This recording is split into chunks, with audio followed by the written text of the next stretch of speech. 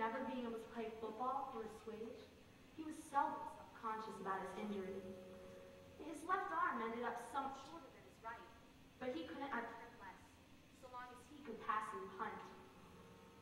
When enough years had gone by to enable us to look back on them, we sometimes discussed the events leading to his accident. I maintained that the Yules started it all, but Jen, who was 3 years my senior, said it really began earlier that summer, when Dill first gave us the idea of making Blue Rabbit come out. We lived in Macomb, Alabama. Jen and I, our father Atticus, plus Calpurnia our cook. Macomb is an old town, but it was a tired old town when I first knew it. In rainy weather, the streets turned to red slop. Grass grew on the sidewalks, and the courthouse sagged in the square. Somehow, it was hotter then. A black dog suffered on a summer's day. Men's stiff collars wilted by 9 in the morning.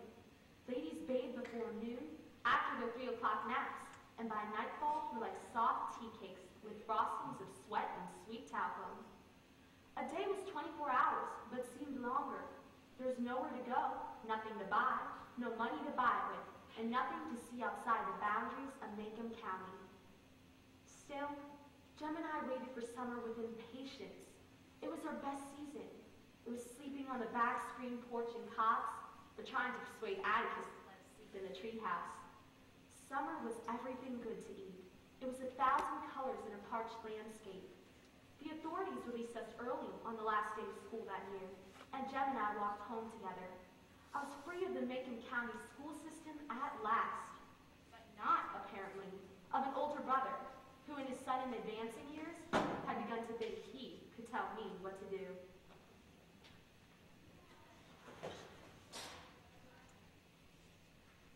Where'd you get that gun? I found it. Shouldn't need things you find, Scout. It wasn't on the ground, it was in a tree. Sure. Well, it was. It was in that tree yonder. Scout, spit that gun out right now. I've been chewing it all afternoon and I ain't dead yet. Spit it out! Don't you know you're never supposed to touch the trees near the Radley place? You'll get killed if you do. You go guard it right now. Ain't neither. It'll take the taste out of my mouth. I'm gonna go get some more. Scout! Scout, don't! Jem, look! Get away from there! Give me that.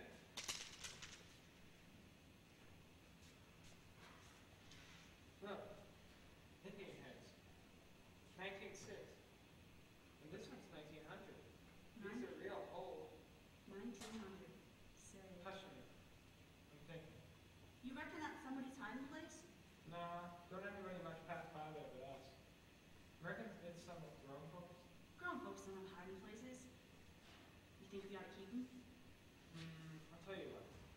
We'll keep until school starts, then ask around. See if they've been slicked up. These are real important to somebody. How's that, John? Well, Indian heads. Oh, they belong to Indians. They're real powerful magic and they bring you good luck. Oh, these are real important to somebody. I'm gonna go hide them someplace safe. Banjos were keepers unless title were proven. Plucking an occasional camellia or getting a squirt of hot milk on a summer's day was part of our ethical culture. But money was different. There wasn't much of it to go around, even though recently Macomb County had been told it had nothing to fear but fear itself. Hey, Mr. Cunningham. Afternoon, miss. My daddy's not home yet. Do you want me to tell him something for you? No, I'll just leave these here on the porch. Wait a minute, Mr. Cunningham. There he is. Atticus. Oh, we'd be all happy to see you. You're lucky you caught him. Atticus, Mr. Cunningham's here. Hello, Walter. Afternoon, Mr. Finch. I didn't want to bother you. I brought you these decorators. Thank you, Walter. I don't know when I'll be able to pay between the installment kids and the mortgage. That's just fine, and I thank you.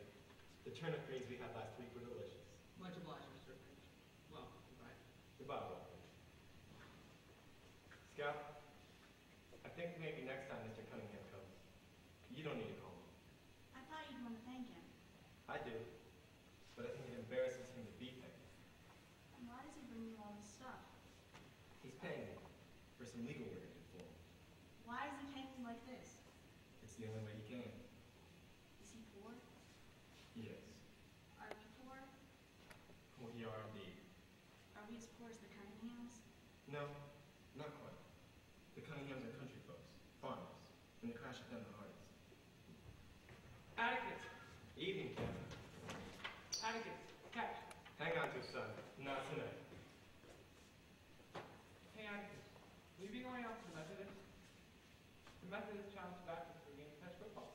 Afraid I won't be of too much help, Jim. I'd break my neck. But everybody's father's playing. Except yours. Evening, Mr. Finch. Evening, Cal. But every other father... I'm too old for that sort of thing, son. You're too old for anything. What's going on out here? Jem wants Atticus to play football, and Atticus says he's too old. He's I- old and feeble. He's nearly 50. I don't call 50 very old. Ian doesn't do anything. He can make somebody's will so airtight, can't anybody meddle with it. Shoot. Well, what do you want him to do? I don't know. Drive a dump truck for the county, run for sheriff, work in the garage, something. Other fathers go hunting, play poker, and fish. Seems to me to be proud of him. Why? All he does is sit in a law and listen to read. You two are lucky enough. You have the benefit of your father's age. If Mr. Finch were 30, you'd find life quite different. I sure would. You two count your blessings and stop complaining. Both of you. Now get inside and wash